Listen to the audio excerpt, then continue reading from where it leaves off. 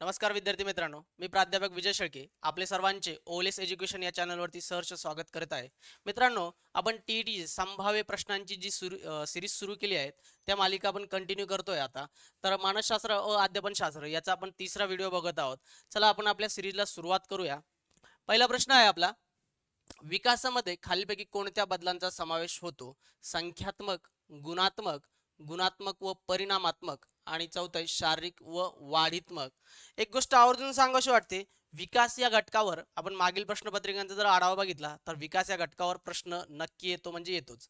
म्हणजे विकास या घटकावर प्रश्न विचारला नाही असं झालंच नाही. त्यामुळे विकास आणि वाढ या दोन गोष्टींचा आपल्याला चांगल्या रीतीने अभ्यास करणं महत्त्वाचं आहे.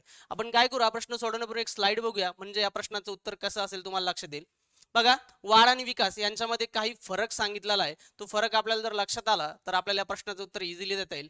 वाढ वाढ ही संख्यात्मक बदल असतो. वाढीमध्ये काय असतं तर संख्यात्मक बदल असतात आणि विकासामध्ये गुणात्मक बदल असतात. हा मूळ त्यांच्यामध्ये असलेला फरक आहे. वाढ ही संख्यामध्ये मोजता येते आपल्याला, पण विकास मोजण्यासाठी आपल्याला संख्याचा वापर करता येत नाही. तो गुणात्मक बदल असतो. त्यानंतर उंची, वजन, केस, शरीर, अवयव यामध्ये जो बदल होतो तो वाढीमध्ये मोजला जातो. व्यक्तीच्या बाह्य अंगाचा किंवा अंतर्गत गोष्टीचा पण काही प्रमाणावर जर विचार केला तर वाढीमध्ये या सगळ्या गोष्टींचा विचार होतो. पण विकासामध्ये काय असतं तर बुद्धिमत्ता, स्मृती प्रक्रिया, संबोध, संकल्पना, प्रतिमा, तर्क, अनुमान या सगळ्या गोष्टींचा जो बदल होतो तो विकासामध्ये मोजला जातो. त्यानंतर विशिष्ट कालावधीपर्यंतच होते वाढ. वाढ ही विशिष्ट कालावधीपर्यंतच होती. म्हणजे काही कालावधीनंतर व्यक्तीची वाढ ही थांबते. परंतु विकासाच्या बाबतीत हे चुकीचं आहे. कारण विकास हा अजन्म चालतो, म्हणजे निरंतर चालणारी प्रक्रिया म्हणता येईल किंवा अखंड चालणारी प्रक्रिया हा विकास असतो. विकास हा कधीही थांबत नाही. त्यानंतर पुढे बऱ्याच प्रमाणात अनुवंशाशी संबंधित असते वाढ. म्हणजे वाढीचा संबंध हा अनुवंशाशी असतो आणि विकासाचा संबंध अनुवंशाबरोबरच बाह्य परिस्थिती सुद्धा महत्वाची असते. म्हणजे अनुवंश आणि बाह्य परिस्थिती या दोन्ही घटकांचा विकासावर काय होतो तर परिणाम होतो. म्हणजे विकास हा आपल्याला संख्यात्मक नसून तो गुणात्मक दिसतो, परंतु त्याचबरोबर गुण हे दिसणं आवश्यक असतं, त्याच्यासाठी त्याचा परिणाम सुद्धा असणं आवश्यक असतं. तर आपला प्रश्न काय होता आपण पुन्हा बघूया, विकासामध्ये कोणत्या बदलांचा समावेश होतो? तर संख्यात्मक हे उत्तर निश्चितच नसणार आहे. गुणात्मक, आता गुणात्मक हे उत्तर आहे निश्चित आहे, परंतु त्याचबरोबर गुणात्मक आणि परिणामात्मक सुद्धा असणं आवश्यक आहे. फक्त गुणात्मक नाही तर गुणात्मक आणि परिणामात्मक या दोन्ही गोष्टींचा झालेला विकास हा आपल्याला व्यक्तीच्या वर्तनावरून म्हणजे त्याने केलेल्या कामावरून म्हणजे त्याचा काय परिणाम झाला याच्यावरून कळतो. म्हणून त्याच्यामध्ये परिणाम सुद्धा असणं आवश्यक आहे. म्हणून विकास हा गुणात्मक आणि परिणामात्मक हे आपलं उत्तर असेल.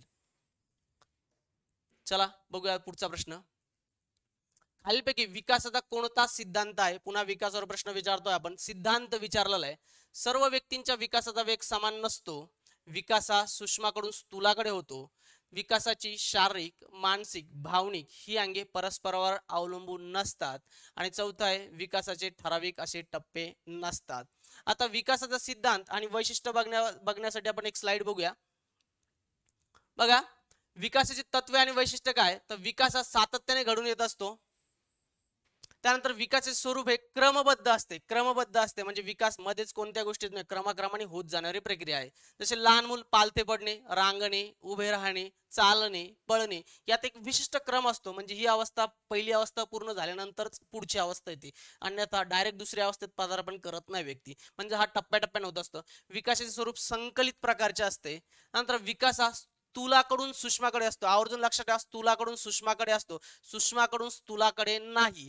त्याच्यामुळे बघा, स्थूलाकडून सूक्ष्माकडे म्हणजे अगोदर मोठ्या गोष्टींचा विकास आणि नंतर छोट्या छोट्या बारीक बारीक गोष्टींचा विकास होत असतो. विकासाची शारीरिक, मानसिक, भावनिक ही अंगे परस्परावर अवलंबून असतात. आता मागाशी बघितलं आपण त्याच्यामध्ये याच्यावर अवलंबून असतात सांगितलेलं आहे. विकास स्थूलाकडून सूक्ष्माकडे सांगितलेलं आहे. विकासावर अनुवंश आणि परिस्थितीचा सुद्धा परिणाम होतो. विकासामुळे विशिष्ट वयोगटात आवश्यक कौशल्ये, वर्तन प्रकार संपादित केले जातात. विकासाचे ठराविक टप्पे असतात. नंतर विकासाची गती प्राथमिक अवस्थेत अधिक असते. म्हणजे सुरुवातीला मूल जेव्हा जन्माला येतं त्याच्यानंतर त्याचा विकास हा जोमाने होत असतो, म्हणजे त्याची गती जास्त असते. विकास हा संश्लेषणात्मक असतो, म्हणजे कोणतीही क्रिया होण्यापूर्वी अनेक शारीरिक, मानसिक, भावनिक कौशल्य यांच्यात योग्य ती सांगड घातली जाते. म्हणजे शारीरिक, मानसिक, भावनिक हे जे सगळे अंगे एकमेकावर अवलंबून असतात. हे आपल्याला विकासाची तत्वे किंवा वैशिष्ट्य दिसून येतात. आपल्या प्रश्नांमध्ये काय बघा, सर्व व्यक्तींचा विकासाचा वेग समान असतो नसतो, बरोबर आहे, कारण कोणत्या सर्व प्रत्येक व्यक्ती हा त्याच्या त्याच्या पद्धतीने विकास होत असतो. म्हणजे एका दोन बालक आपण सोबत सुद्धा ठेवले पण त्यांचा विकास सारख्याच गतीने होतो असं नाहीये, त्यामुळे ही गोष्ट आपली इथे बरोबर आहे. तर दुसरं बघूया, विकास हा स्थूलाकडून सूक्ष्माकडून स्थूलाकडे होतो, हे चुकीचं आहे, कारण विकास हा स्थूलाकडून सूक्ष्माकडे होतो, सूक्ष्माकडून स्थूलाकडे होत नाही. विकासाची शारीरिक, मानसिक, भावनिक अंगे ही परस्परावर अवलंबून नसतात नाही तर असतात आहे ही अंगे. विकासाचे ठराविक असे टप्पे नसतात, हे चुकीचं आहे, कारण विकासाला ठराविक टप्पे असतात. म्हणजे आपण तिन्ही चारही पर्यायांचा जर विचार केला तर आपला पर्याय नंबर हा एक बरोबर आहे, कारण याच्यामध्ये विकासाचा वेग समान नसतो. सर्व व्यक्तींचा किंवा सर्व प्राण्यांचा व्यक्तीचा विकासाचा वेग समान नसतो. चला तर बघूया पुढचा प्रश्न. विकासामध्ये खालीलपैकी कोणत्या वैशिष्ट्यांचा समावेश होतो? सेम त्याच कंडिशन नुसार बघा, मानसिक, भावनिक, नैतिक, सामाजिक बदलांचा विकासामध्ये समावेश होतो. विकास हा प्रगतिशील, अनुक्रमिक व सुसंबद्ध असतो. विकासातील बदल निरीक्षणातून समजतात. विकासात संख्यात्मक व गुणात्मक बाबींचा समावेश होतो. विकास हा ठराविक काळानंतर थांबतो.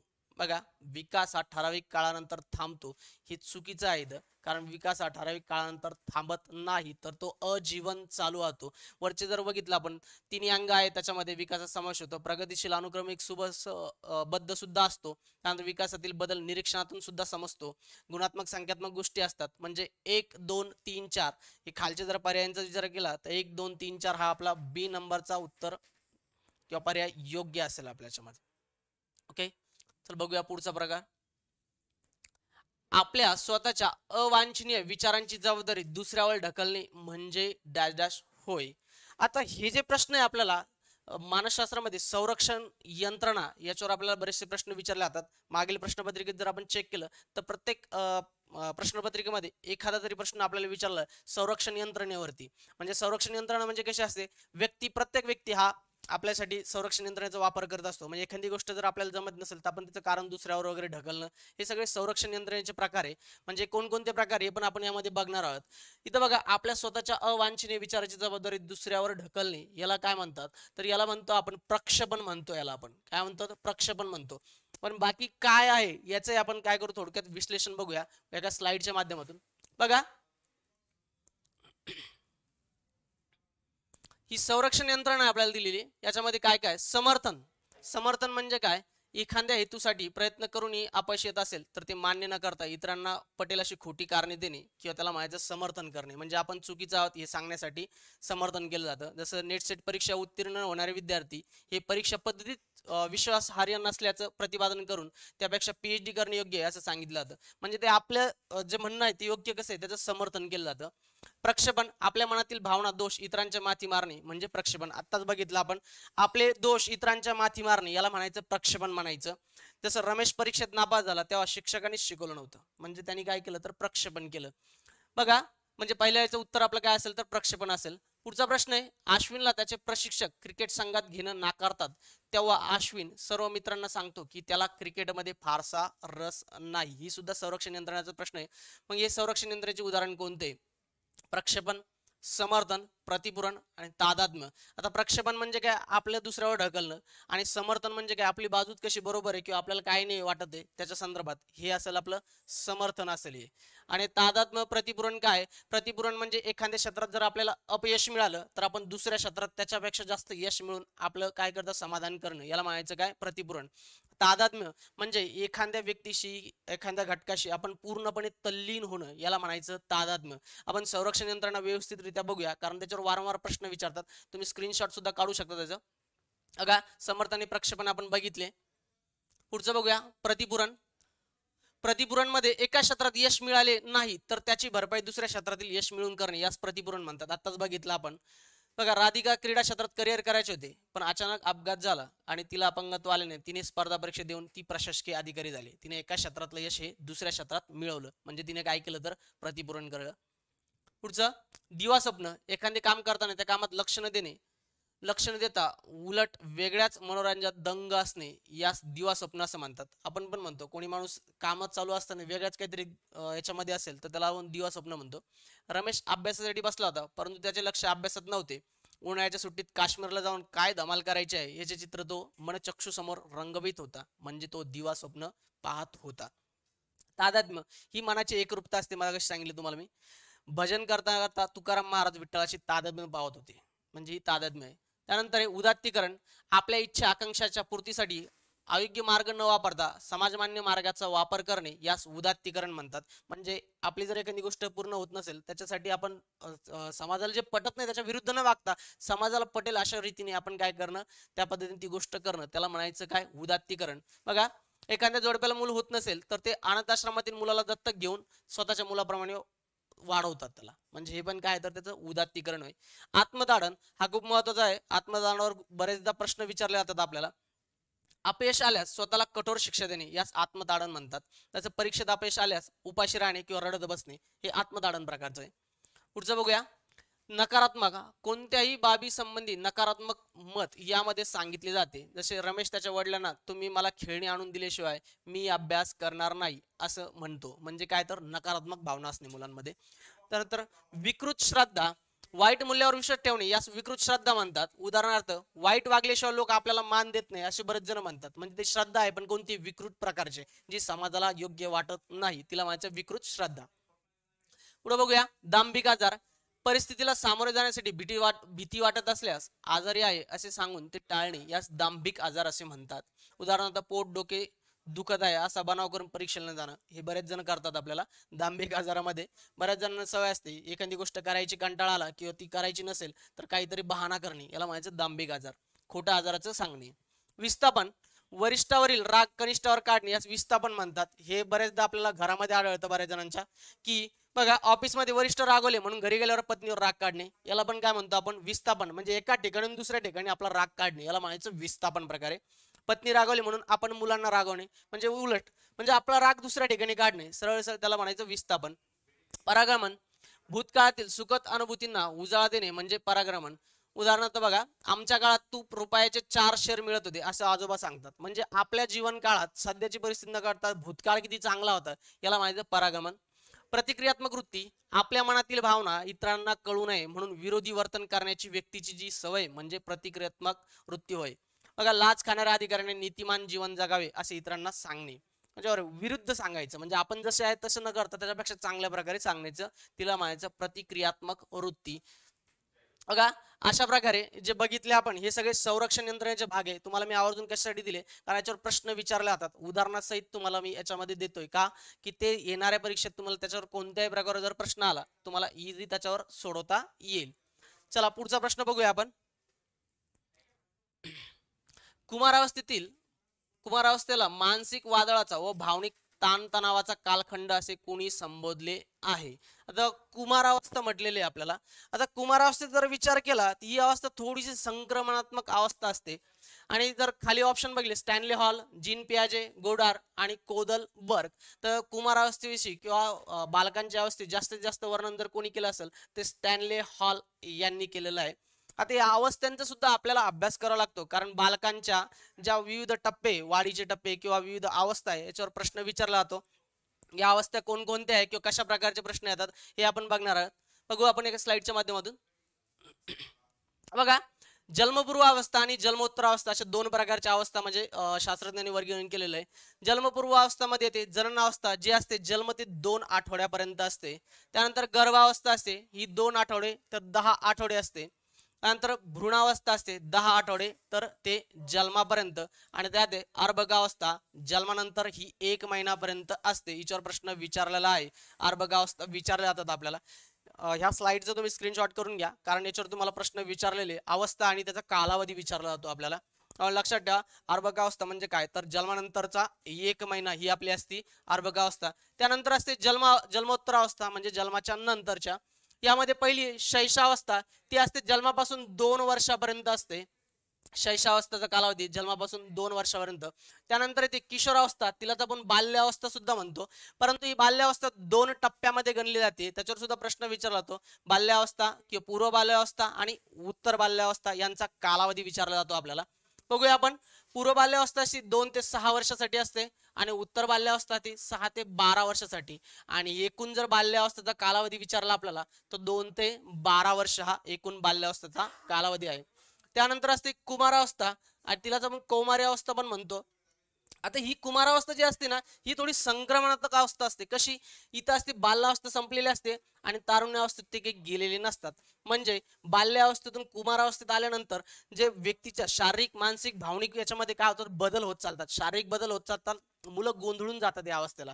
त्याच्यामुळे ही अवस्था म्हणतो आपण वादळाचा कालखंड म्हणता या अवस्थेमध्ये गोंधळून जात असतात, कारण शारीरिक बदल होत पण असतात, नंतर मानसिक आणि भावनिक सुद्धा बदल होत असतात. म्हणजे ही संक्रमणात्मक अवस्था असते.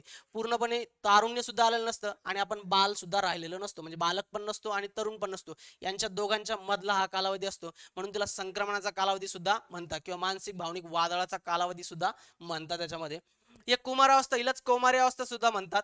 या कौमार्य अवस्थेमध्ये जर बघितलं आपण 12 ते 21 वर्षापर्यंतचा कालावधी असतो. त्या 12 ते 21 मध्ये जर तिचं डिवायडेशन पाहिलं, तिथे मध्ये येते 12 ते 14 वर्ष, यांच्यामध्ये तिला पौगंडावस्था म्हणतात. ती असते 12 वर्ष ते 14 वर्षापर्यंत, म्हणजे 2 वर्षाच्या कालावधी असते ती.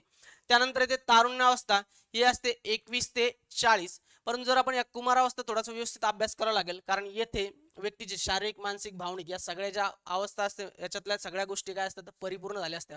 तो भावनिक दृष्ट्या पण सक्षम असतो, मानसिक दृष्ट्या पण असतो आणि शारीरिक दृष्ट्या सुद्धा सक्षम आणि परिपूर्ण झालेला असतो. म्हणजे विकास त्या टप्प्यात बऱ्यापैकी पूर्ण झालेला असतो. बऱ्यापैकी म्हणण्यापेक्षा पूर्ण झालेला असतो त्या अवस्थेमध्ये विकास.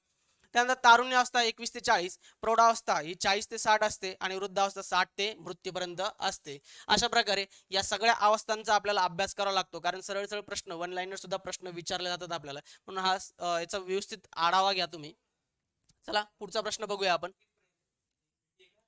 प्रश्न विचारण्याचे वय व टोळी वय म्हणून खालीपैकी कोणती अवस्था ओळखली जाते? सेम त्याच कंडिशनला ही जी अवस्था आहे, शैशवावस्थेमध्ये प्रश्न विचारत नाही बालक, कारण त्याच्यामध्ये खूप लहान असतं. पूर्व बाल्यावस्थेमध्ये सुद्धा तेवढी वैचारिक लेवल बालकांमध्ये आलेली नसते. त्यानंतर उत्तर बाल्यावस्था हे त्याचं एक्झॅक्ट उत्तर असेल, कारण उत्तर बाल्यावस्थेमध्ये काय असतं, विद्यार्थ्याला प्रश्न विचारण्याची सवय लागते. आणि टोळी टोळी म्हणजे कसं असतं, मुलामुलांचा ग्रुप करून ते फिरतात एकत्रितरित्या. बालक एकटं नसतं तर त्याला त्याच्या ग्रुपाच्या समूहामध्ये राहायला आवडतं, त्यांच्यामध्ये खेळायला आवडतं, त्यांचं प्रतिनिधित्व करायला आवडतं. म्हणजे टोळी बनवण्याचं वय किंवा प्रश्न विचारण्याचं वय असतं. आणि प्रौढावस्था ही बाल्यावस्थेचा भागच नाहीये, त्यामुळे उत्तर असेल उत्तर बाल्यावस्था. ओके, पुढचा प्रश्न बघूया. शिक्षकाला अध्यापन पद्धतीचे ज्ञान असणे आवश्यक आहे, कारण अध्यापन करताना शिक्षकाचे कष्ट वाचतात, अध्यापनात विविधता येते, विद्यार्थ्याला ज्ञान आकलन सुलभ पद्धतीने मिळते, शिक्षकाची तशी पात्रताच शासनाने ठरवलेली आहे. बघा, हा प्रश्नाचा जर थोडा व्यवस्थितरित्या अभ्यास जर केला आपण, हा प्रश्न आपण उपयोजनात्मक जे प्रश्न म्हणतो ना आपल्याला, कारण आपल्याला सगळेच प्रश्न हे अभ्यासावर नसतात, तर काही प्रश्न हे उपयोजनावर असतात. म्हणजे शिक्षकाला एखादी गोष्ट का गरजेची आहे हे महत्वाचं असतं, कारण शिक्षकाचा संबंध सगळ्यात जास्त कोणाशी, विद्यार्थ्याशी येतो. म्हणून या प्रश्नाचा जर विचार केला आपण, तर शिक्षक या नात्याने या प्रश्नांचा विचार करून आपण उत्तर बघूया. अध्यापन करताना शिक्षकाचे कष्ट वाचतात, हे म्हणता येणार नाही की शिक्षकांचे कष्ट वाचा म्हणूनच अध्यापन पद्धती वापरता, हे नाहीये. अध्यापनात विविधता येते, अध्यापनात विविधता येते, परंतु पुढचं उत्तर पर्याय बघा, विद्यार्थ्याला ज्ञान आकलन सुलभ पद्धतीने मिळते. आता येथे विविधता येते हे मान्य, परंतु ज्ञान आकलन सुलभ पद्धतीने मिळते हे त्याच्यापेक्षा थोडंसं बेटर आहे.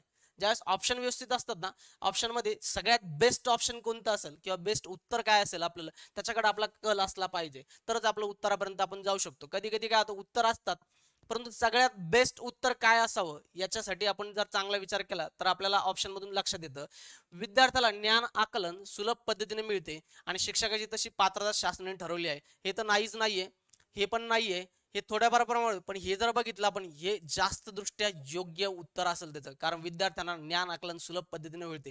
कारण अध्यापन पद्धती शिक्षक कशासाठी वापरतो, की जे पण शिकवत आहे ते चांगल्या पद्धतीने विद्यार्थ्यापर्यंत पोहोचावं, आपलं अध्ययन मनोरंजक व्हावं, व्यवस्थितरित्या त्याचे उद्दिष्ट साध्य व्हावे, या सगळ्या गोष्टींचा विचार करून शिक्षक अध्यापन पद्धतीचा काय करत असतो, तर वापर करत असतो.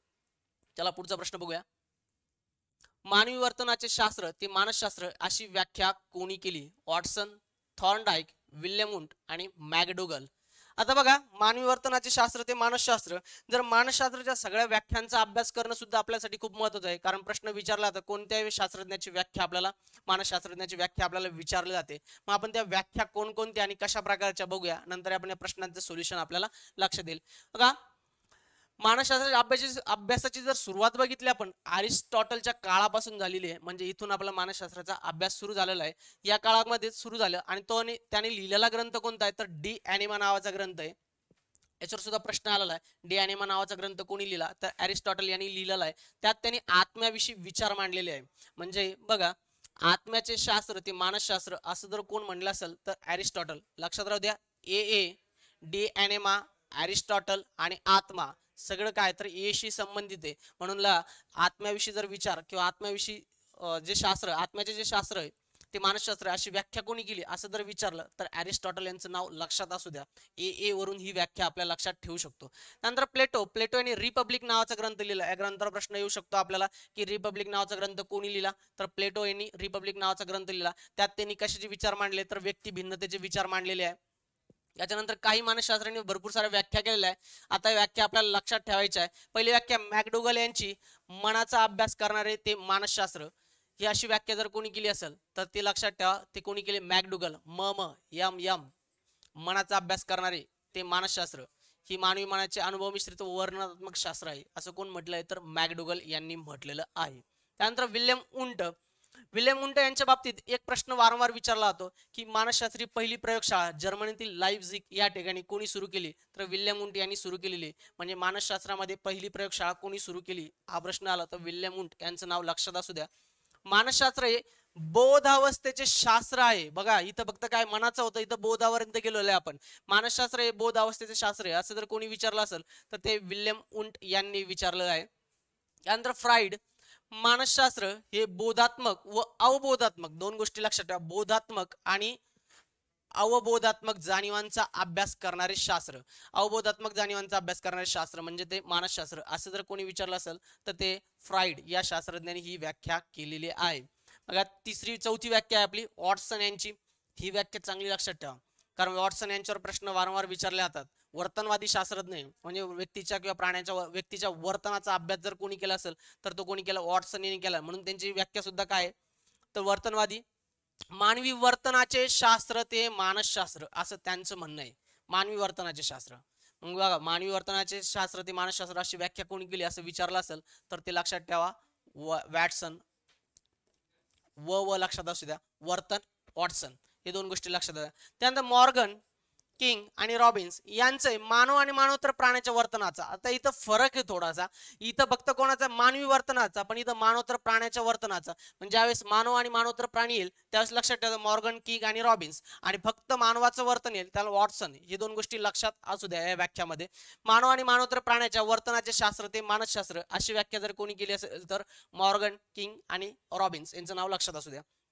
नंतर पुढचं वुडवर्थ यांचा B=SOR हा सिद्धांत आपल्याला विचारला जातो परीक्षेत. सरळ प्रश्न येतो, B=SOR हा सिद्धांत कोणी सांगितला. मग कोणी सांगितलं तर वुडवर्थ यांनी सांगितलेला तो सिद्धांत आहे. मग बी बरोबर काय, तर बिहेवियर इज स्टिम्युलस, ऑर्गॅनिझम आणि रिस्पॉन्स. म्हणजे काय, वर्तन हे उद्दीपक, जीव आणि प्रतिक्रिया यांच्या तिघांच्या संबंधात असतं. म्हणजे उद्दीपक जो असतो म्हणजे एखादी गोष्ट दिसल्यानंतर जीव त्याला काय देतो, तर प्रतिक्रिया देतो. या गोष्टी आपल्याला कोणी सांगितलं तर वुडवर्थ यांनी सांगितलेलं आहे. या व्याख्या व्यवस्थितरित्या बघा, यांचा स्क्रीनशॉट घ्या, कारण या व्याख्यावर प्रश्न विचारतात, जसे ते तसे प्रश्न विचारले जातात आपल्याला. त्यामुळे यांचा अभ्यास आपल्याला करणं खूप महत्वाचं आहे. चला पुढचा प्रश्न बघूया आपण. बालकांचा शारीरिक, मानसिक, भावनिक विकास कोणत्या विकासाच्या टप्प्यात पूर्ण होतो. मगाशी मी तुम्हाला वर्तन करताना सांगितलं होतं. बघा, शैशवावस्था, बाल्यावस्था, कुमारावस्था आणि प्रौढावस्था. मी ज्यावेळेस तुम्हाला अवस्था वर्णन करून सांगत होतो त्यावेळेस तुम्हाला या प्रश्नांचं मी तुम्हाला व्यवस्थितरित्या सांगितलं होतं. कारण काय विचारलेलं आहे, शारीरिक, मानसिक आणि भावनिक विकास कोणत्या टप्प्यात पूर्ण होतो. शैशवावस्था नाही होत, बाल्यावस्था नाही होत, कुमारावस्थाचा विचार करूया आणि प्रौढावस्था, याच्यात तर ही बाल्यावस्थाच येत नाही. म्हणजे बालकांच्या अवस्थेमध्ये प्रौढावस्थेचा समावेश होत नाही. उरलं फक्त काय, तर कुमारावस्था. कारण कुमारावस्था तुम्हाला मी मागाशी सांगितलं होतं, या टप्प्यात काय असतं, बालक सुद्धा नसतात आणि प्रौढाकडे झुकलेले असतात. ते म्हणजे तारुण्याकडे झुकलेले असतात. म्हणजे त्यांचं शारीरिक, मानसिक आणि भावनिक हे सगळे काय होतं तर पूर्ण झालेले असतात. अशा प्रकारे याचं उत्तर असेल कुमार अवस्था. चला मित्रांनो, लक्षात आले तुम्हाला. अशाच प्रकारचे प्रश्न आपल्याला याच्या पुढे कंटिन्यू चालू ठेवायचे आहे. ही सिरीज आपल्याला कंटिन्यू ठेवायची. याच्यापेक्षा छान छान आणि चांगले चांगले प्रश्न आपण या सरावामध्ये घेणार आहोत. तुमचा अभ्यास अशाच प्रकारे पुढे चालू द्या आणि अशाच प्रकारे अभ्यास करत राहा. चला तर भेटूया पुढच्या व्हिडिओमध्ये. धन्यवाद.